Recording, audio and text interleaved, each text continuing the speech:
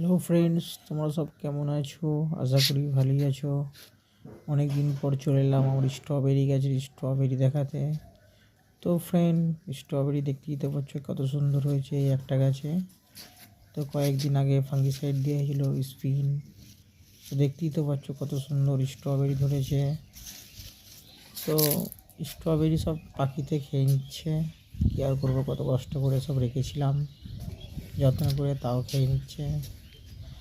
দেখতেই তো পাচ্ছ ফ্রেন্ডস, গাছগুলো কত সুন্দর গ্রোথ হয়েছে।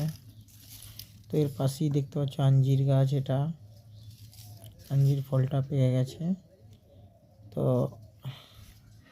তুলে নিলাম, এটা দেখা হবে টেস্ট করে কেমন হয়েছে।